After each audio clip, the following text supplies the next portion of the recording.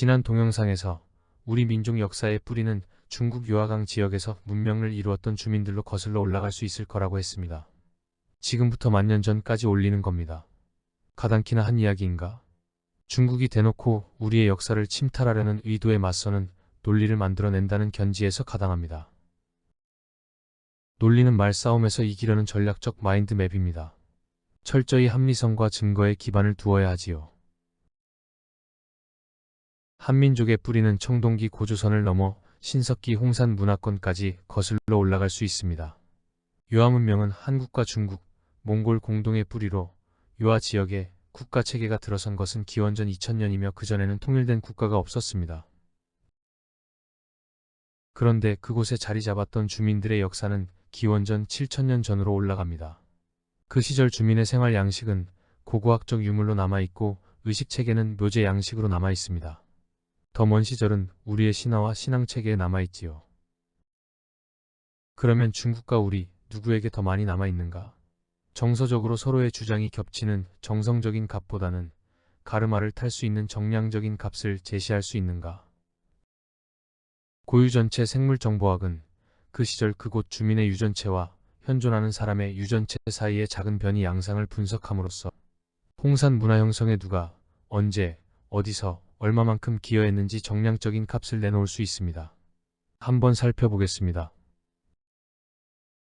홍산 문화와 관련하여 우리에게 중요한 의미를 주는 막스 플랑크 연구소 언어학자 로비츠 박사의 2021년 네이처 논문을 소개합니다. 한국인 과학자도 참여하였으며 일본인 과학자는 더 많이 참여하였습니다. 중국계 차원잉 박사는 공동교신 저자로 비중 있는 역할을 한 것으로 보입니다. 이 논문은 홍산 문화에 대해 우리가 결핍을 느꼈던 부분을 해소시켜 주었기 때문에 우리 언론 매체에서도 많이 소개되었고 유튜브 영상도 꽤 있습니다. 우리 영상은 연구 내용의 전달이 아니라 연구가 우리에게 주는 의미심장함에 초점을 맞출 것입니다. 논문 제목에서 알 수 있듯이 우리 언어는 요하 지역에서 발생하여 농경이 전파되는 과정에서 민족 고유의 정체성을 주는 언어로 진화했다는 겁니다. 논문 그림을 가지고 부연 설명하면 기원전 7000년 즈음 요하 지역에는 터키어, 몽골어, 퉁구스어, 한국어, 일본어의 원형이 섞인 프로토 트란스 유라시안 어족 무리가 있었으며 기원전 3500년에 이르러 농경이 전파되는 과정에서 소통이 보다 잘 되는 프로토 한국 일본어 무리가 스핀오프하여 한반도에 정착하였고 그럼으로써 동일한 정체성을 가진 한국어 민족 문화권을 형성했다는 것이죠. 우리 조상이 요하 문명 형성에 직접적인 또 능동적인 역할을 했다는 근거를 제공하는 논문입니다.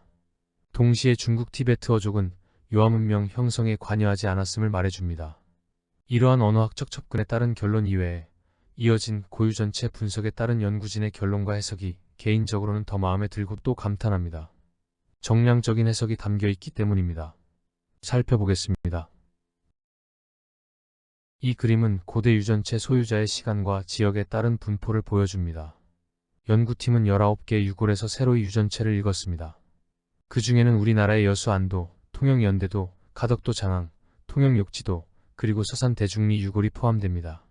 그리고 기존 홍산 신석기인, 하가점 상하층의 청동기인, 황하 유역의 앙소인, 동유라시아와 연해주의 신석기 및 청동기인의 유전체 정보도 분석에 포함시켰습니다. 물론 이들 고유 전체는 149명의 현대 유라시아인, 49명의 동아시아인 유전체에 투영하여 분석하였습니다. 여기 대표적인 고대인 20집단의 유전체 혼합 정도를 상대적으로 보여주는 그림입니다. 빨간색은 북방 내몽골 얄라이 누리인으로 남쪽으로 세력을 뻗치는 집단입니다. 초록은 황하강 유역 한종 중원 세력으로 북쪽으로 세력을 뻗칩니다. 신석기 중반 홍산인은 북방 세력과 중원 세력이 경합하는 지역에 있으며 북방인 유전체 비율이 60%, 중원인 비율 40% 정도로 구성되어 있습니다. 여기서는 고동색으로 표시했습니다. 청동기 시대 하가점 상층인도 홍산인과 비슷한 북방인과 중원인 유전체 비율을 가집니다. 황토색으로 표시했습니다. 파란색은 대표적인 청동기 시절 일본 남쪽 류큐열도 조몬인을 나타냅니다. 조몬인은 신석기 초기 동남아 지역에서 분지된 후 중국 동부 해안을 따라 북상하여 한반도 남해안을 거쳐 일본 열도에 정착 후 고립된 인종입니다. 신석기 중기 악마의 문 동구리는 아무르 집단에 속하며 전형적인 북방계 유전체를 가집니다. 시간이 흐른 뒤 신석기 후기 안강시 아무르인에서는 북쪽으로 올라온 중원 앙소인의 유전체 유입이 보입니다. 신석기 중기 북쪽 요하인은 후기 아무르인보다 중원의 앙소 유전체를 덜 가지고 있습니다. 이때까지 앙소인과의 접촉이 잦지 않았다는 이야기입니다. 같은 신석기 중기라도 남쪽에 위치한 홍산인에서는 중원 앙소인의 유전체가 40%에 이를 정도로 늘어나 있습니다. 그리고 청동기 시대 하가점 문화지역 하층에서 발굴된 유골에는 앙소인 유전체 비중이 90%까지 늘어나 있습니다. 요하 지역이 중원의 북상 세력에 점령당했다는 이야기입니다. 한편 시간이 수백 년 지난 후에는 북방 유목인이 하가점 문화지역을 점령합니다. 따라서 하가점 퇴적층 상층에서 발견된 유골에서는 북방계 유전체 비율이 60% 가까이 회복되어 있습니다. 이와 같이 유전체에 쓰여진 흔적으로부터 요하 홍산인의 하방 압력과 황하 지역 앙소인의 상방 압력이 엎치락뒤치락하며 세력 싸움이 있었음을 알 수 있습니다. 역사서에 기록되어 있는 사건들이 유전체에 반영되어 있는 것이죠. 여기서 연구 책임자 로비치 박사는 천여년 동안 홍산 문화를 이룬 주민들의 유전체 구성을 디테일에 얽매이지 않고 과감하게 통계적으로 외삽했습니다. 신석기 후기 홍산인을 북방계 유전체 60%, 남방계 앙소인 유전체 40%를 가진 집단으로 정의한 것이죠. 연구 책임자의 독창적인 데이터 해석이 돋보입니다. 로비치 박사의 이러한 홍산인에 대한 유전적 해석을 논문 평가자들이 받아들였기에 그 까다롭기로 유명한 네이처 아티클 논문으로 발표될 수 있었습니다. 그녀는 언어학자로서 한국어가 홍산 지역에서 발원하여 한반도로만 흘러들었다는 주장을 홍산인과 한반도인의 유전체 조성이 같을 거라는 증거를 통해 확실히 하고 싶었을 겁니다. 하가점 상층인도 마찬가지로 통계적 모델링을 통해 외삽하여 정의했습니다. 자, 로비치 박사의 주장을 더 따라가 보죠. 한반도에서 발굴된 신석기 유골을 보면 여수 안도 유전체는 홍산인의 유전체와 유사합니다. 기장 농업이 전파되면서 요하 지역 홍산인이 한반도로 이주해와 같은 문화권을 형성하였습니다. 연대도와 장항 유골을 보면 홍산인 유전체에 조몬인 유전체가 섞여 있습니다. 그런데 통영 욕지도에서 발굴된 유골을 보면 거꾸로 조몬인 유전체에 홍산인 유전체가 이입되어 있습니다. 신석기 후기 남해안 일대에 조몬인이 거주했었음을 제시합니다. 신석기 후기 홍산 문화를 이룬 요하인은 한반도로 이주하여 같은 문화권을 형성하였으며 이들은 동남아 지역에서 해안을 따라 남해안으로 북상하던 조몬인과 피를 섞었습니다. 이들 조몬인은 일본 열도가 대륙과 분리되는 과정에서 완전 격리됩니다. 기원전 1000년 즈음 청동기에 들어서면 하가점 상층 문화를 이루었던 요하인이 한반도로 유입됩니다. 서산 대중리 청동기 유골의 유전체는 하가점 상층인 유전체와 유사합니다. 이들 한반도인은 일본으로 건너가 야웨이 문화권을 형성합니다. 일본에서 발굴된 야웨이 유골은 하가점 상층인 배경에 조몬인 유전체 이입이 있습니다. 여기 나가바카 레이트는 일본 열도 남단 청동기 토착 조몬인 유골입니다. 현존하는 일본인은 90% 하가점 상층인 유전체 배경에 10% 정도의 조몬인 유전체를 가지고 있습니다. 이러한 로비치의 유전체 혼합 통계 모델에 따르면 우리도 하가점 상층인 유전체를 기본으로 깔고 있습니다. 자, 로비치 박사의 요하인 고유전체 분석 내용을 정리해봅니다. 우선 청동기 하가점 상층 문화는 고스란히 한반도로 전수되었습니다. 반면 중원에서 하가점 상층 문화는 한족 위주의 앙소 문화에 흡수되어 요하인의 정체성을 한반도만큼 간직하지 못했습니다. 중국 대륙과 한반도의 지리적 요건을 비교해보면 당연히 그러합니다. 그리고 한반도의 변홍사 도입과 함께 남방계 유전자의 유입이 있었으나 그 남방계 문화는 한국어 문화권에 흡수되었습니다.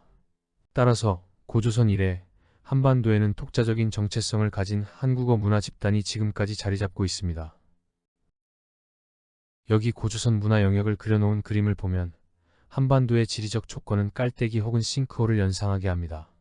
중국은 다민족 국가로 멜팅팟, 즉 용광로 사회를 지향합니다. 땅 덩어리가 큰 국가들이 추구하는 사회 통합 아젠다입니다. 이질적인 요소들이 화학적으로 섞이는 데에는 많은 제약이 있지만 중국은 한자라는 강력한 무기가 있습니다. 그런데 배우기가 힘듭니다. 더욱 요즘 디지털 시대의 한자는 한참 불리합니다.